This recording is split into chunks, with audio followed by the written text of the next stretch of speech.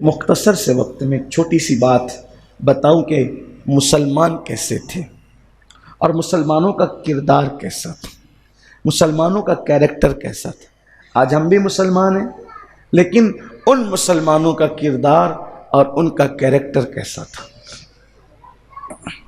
आखिरी बात इसका, हम इसका तसव्वुर नहीं कर सकते, लेकिन मुसलमान कैसा था वो सुन लें।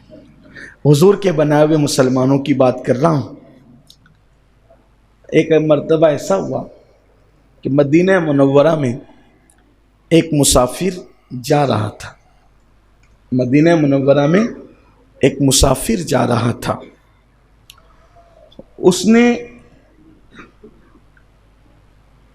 किसी चीज को तीर मारना चाहा, किसी चीज को। उस खेत के अंदर एक बंदा खड़ा था, गलती से तीर लग गया उसको, और लग गया तो तीर लगा वो मर गया। किसका तीर लगा? अजनबी मुसाफिर का। किसको लगा? मदीने में रहने वाले एक बंदे को लगा, और लगा वो मर गया। हालांकि एक तीर लगने से कोई मरता नहीं है, लेकिन ऐसा होता है, जिसको कहते हैं कौवे का बैठना और डाली का टूटना, ऐसा होता है। अब होनी तो हो गई। उस मुसाफिर को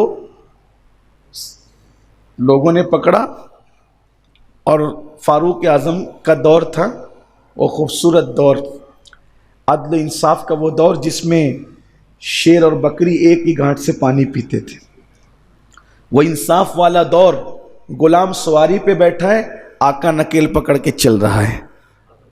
क्या दौर था ना। हुजूर ने कैसे लोग बनाए थे, ये थे मुसलमान।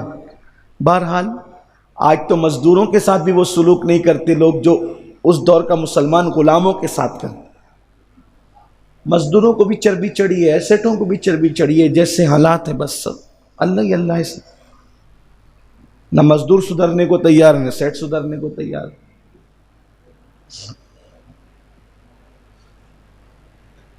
लोग पकड़ के लाए फारूक आजम की अदालत में। फारूक आजम ने फरमाया, हमारे मजहब के मुताबिक मौत का बदला मौत, जान का बदला जान। तुमने इसको मारा? हाँ। लगी उसको, वो मर गया, देख रहे हो तुम? हाँ। आप ही ने मारा? मैं नहीं मारा, मैं मुसाफिर हूं। मैंने अपनी दौलत को जिंदगी भर की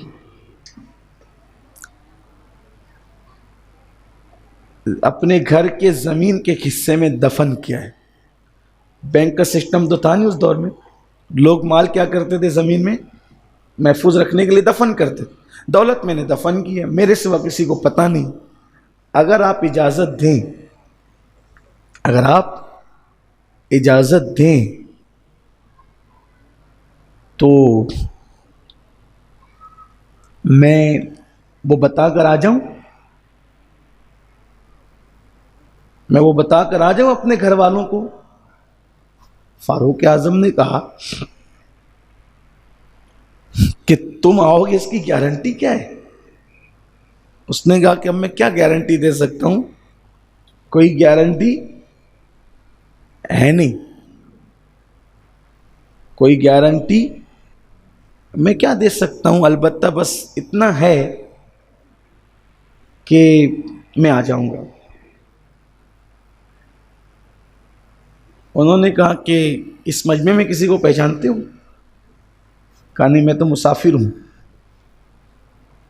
तो कहा अगर इस मजमे में बैठा हुआ कोई बंदा आपकी गारंटी ले ले तो मैं तुम्हें भेज सकता हूं। उसने पूरे मजमे में देखा, लेकिन वो था अजनबी आदमी, कोई पहचान का नहीं था। किसको बोले? एक सहाबी उठ के खड़े हुए, मैं गारंटी लेता हूं,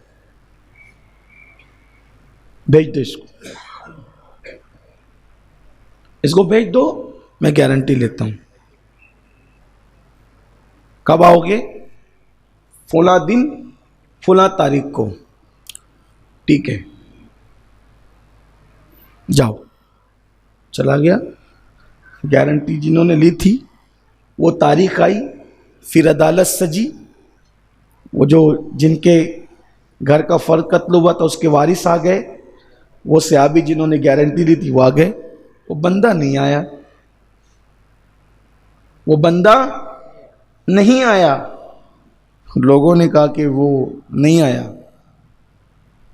तो वो सहाबी जिन्होंने गारंटी ली थी उन्होंने कहा अभी सूरज गुरूब होने को टाइम बाकी है, अभी सूरज गुरूब आज की तारीख है ना, सूरज गुरूब तो नहीं हुआ, लेकिन अगर सूरज गुरूब नहीं होता है ना, नहीं होता है सूरज गुरूब, तो मैं हाजिर हूँ, उसके बदले मुझे कत्ल कर देना, और क्या है, बस ठीक है।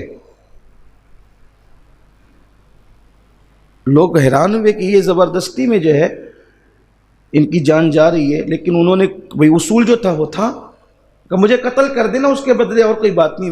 वो चला गया, मैंने दे दी इजाज़त उसको, गारंटी ले ली, चला गया तो चला गया, ठीक है। अभी सूरज गुरूब होना बाकी है।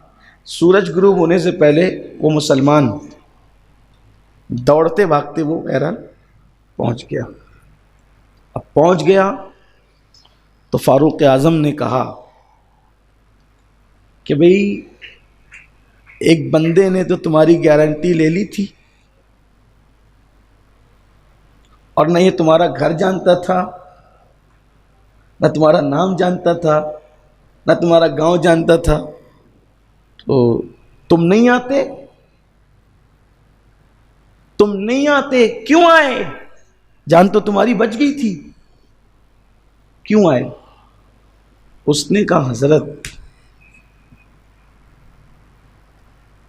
मैं अगर वापस नहीं आता तो मेरी जान बच जाती, लेकिन आइंदा कोई किसी मुसलमान मुसाफिर पर एतमाद करके उसकी जिम्मेदारी और गारंटी क़यामत तक नहीं लेता।